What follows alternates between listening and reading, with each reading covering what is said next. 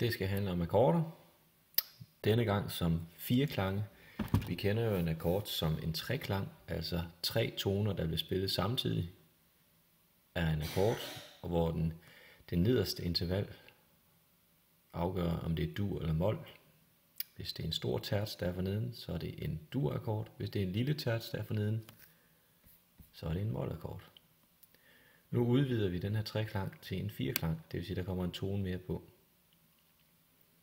Det kan vi se her. Her har vi en F-dur, som består af tonen F, A og C. F er grundtonen, A det er tertsen i forhold til F, og C er kvinten i forhold til F. Så terts og kvint. Og da det her F til A er en stor terts, så bliver det så en F-dur akkord. Hvis man skal udvide den, så lægger man sådan set bare en terts mere ovenpå. Så nu har vi grundtone F, terts A, kvint C og septim E. Og det giver så en 4-klang. Og det markerer man så heroppe ved at skrive maj 7 i dette tilfælde. Fordi det, der bliver tilføjet til akkorden, det er major 7th, altså den store septim. Man kan se, at her har vi F, og her har vi E. Det, der bliver tilføjet, det er jo E'et her. Og det er den store septim. Hvis man lige tager oktaven her. Okay, den er væk. Her har vi det øverste F og oktaven. Det vi tilføjer, det er så den tone her, som ligger en halv tone under oktaven. Og det er jo den måde, vi finder den store septim på. Vi kan lige prøve at spille det her. F, A, C, grundtone, terts, kvint, det giver en F-dur. Hvis vi tilføjer septimen, altså tonen E til denne akkord, så får vi en 4-klang. Så får vi det, vi kalder en F maj 7. Den store septim, som ligger en halv tone under oktaven, er tilføjet til akkorden. Major 7th betyder det der. Den store septim skal tilføjes til vores treklang.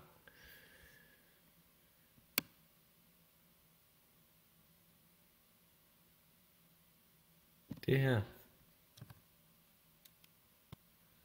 Man kan jo også, i stedet for at tilføje den store septim, så kan man også tilføje den lille septim til vores treklang her. Læg mærke til, at det er stadigvæk tertsstablinger. Selvom vi udvider til en 4-klang, så er det stadigvæk tertsen, man lægger ovenpå. Det er hele tiden terts ovenpå hinanden, også i 4-klangen. Heroppe tilføjer vi den store septim, tonen E, som ligger en halv tone under oktaven. Nu tilføjer vi tonen S. Her har vi F, her har vi oktaven. Tonen S, det er jo så E med B for S ligger der, og den ligger jo nu en hel tone under oktaven. 2 halvtoner. Og det er jo så det, vi kalder den lille septim, som er en halv tone mindre end den store septim. Hvis det er en lille septim, vi tilføjer til akkorden her, så kalder vi akkorden F7. Hvis der bare står 7, så er det underforstået, at det er den lille septim, der er tilføjet. Major 7th, så er det den store septim, der skal tilføjes. Det prøver vi lige at høre, hvordan det lyder. F, A, C, det var vores F-dur. Så tilføjer vi den lille septim, så får vi en F7-akkord. Og det er altså den lille septim, som ligger en hel tone under oktaven. Det her princip kan også overføres til en mol-akkord, hvis vi nu tager udgangspunkt i tonen E og laver en helt almindelig E-mol, grundtone, terts, kvint. Det giver en E-mol, fordi nu har vi en lille terts for neden, E til G, 1, 2, 3. Det er en lille terts, 1, 2, 3, 4, med en stor terts ovenpå. Så det her, det er altså en E-mol. Hvis vi lægger en terts mere ovenpå det, så så udvider vi akkorden med tonen D. Og så har vi altså E, G, H, D. Så nu er det en fireklang. Og hvad er D i forhold til E? Det er en septim. Her har vi E. Her har vi oktaven E. Og den vi har tilføjet, det er så tonen D. Og da den ligger en hel tone under oktaven, så er det altså den lille septim, vi har tilføjet. Så derfor skriver vi E-mol 7. Det lyder sådan her. Lille terts og kvinten giver en E-mol. Hvis vi lægger en terts ovenpå, E, G, H, altså tilføjer tonen D, så får vi en E-mol 7, fordi tonen D er den lille septim. Den lægger en hel tone under oktaven. Vi prøver lige at overføre det her princip til nogle andre akkorder. Her har vi en akkord med tonerne. Det er en fireklang. Så der er altså tilføjet noget C, E og G. Det kender vi jo som en C-dur, fordi fra C til E har vi en stor terts. 1, 2, 3, 4. Og så er der en lille terts ovenpå. 1, 2, 3. Fra E til G er der en lille terts.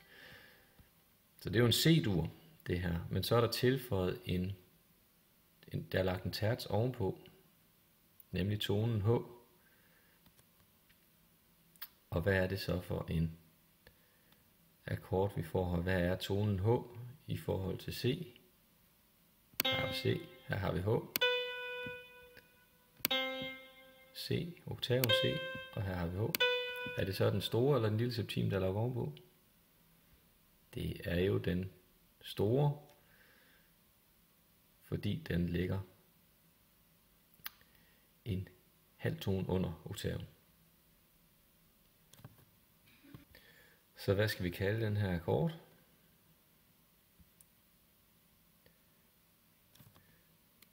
Den står lige og fryser der. Vi skal jo kalde den for C, fordi det er en C-dur, og så skal vi kalde den for major 7, fordi det er den store septim, der er lagt til. Den anden herovre, D, F, A og C, D, F, A, C. De tre nederste D, F, A kender vi som en D-mol, fordi der fra D til F er en lille terts. 1, 2, 3, kan vi tælle til, det er en lille terts, og så er der en 1, 2, 3, 4 stor terts ovenpå. Så D, F, A er en D-mol. Så er der tilføjet en tone her, lagt en terts ovenpå igen, så nu har vi tilføjet tonen C. Og hvad er C i forhold til D? Hvilket interval har vi her? Hvis vi tager oktaven, D til D, så kan vi se, at den der tilføjet ligger en hel tone under oktaven. Så det er altså den lille septim, der er tilføjet. Så den her akkord skal hedde D-mol, fordi der er en lille terts for neden. Og så skal den hedde 7, bare fordi at det er en lille septim, der er tilføjet. Og det lyder jo sådan her.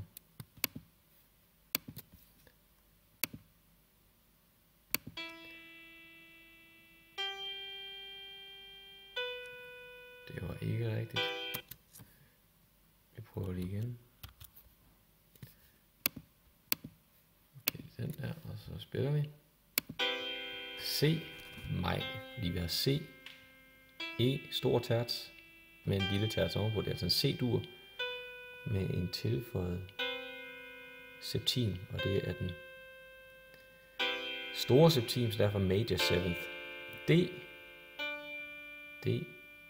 F og A giver en D-mol, der er en lille terts forneden.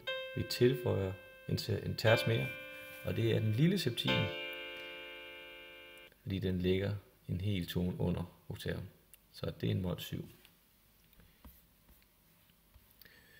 Nu skal vi have sat akkordsymboler på dem hernede.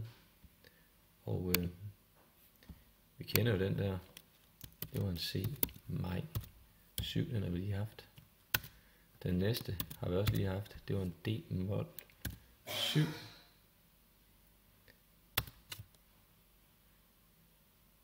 Den der, hvad er det for en?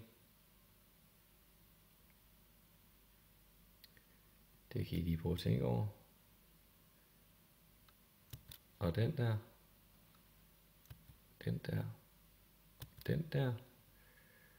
Den sidste er lidt særlig, så den springer vi bare lidt henover. Prøv at se, om I kan regne ud, hvad det er for nogen. De 4 akkorder her. Først lige den her. Det var ikke det, jeg ville. Vi prøver lige igen. Lad os prøve at kigge på den her. Hvad er det for en akkord?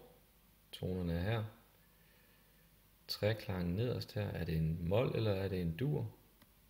Og hvad er det for en tilføjelse, der kommer på? Er det den lille septim, eller den store septim? Og hvad skal vi så kalde den? Den næste akkord har vi her. Tonerne er her. F, A, C og E. Hvad er det for en akkord? Næste har vi her med G i bunden. Vi har en treklang her. Er det dur eller mol? Og hvad er det for en udvidelse, der er lavet? Er det en lille eller en stor septim, der er tilføjet? Og hvad skal akkorden så hedde? Og den sidste. A i bunden.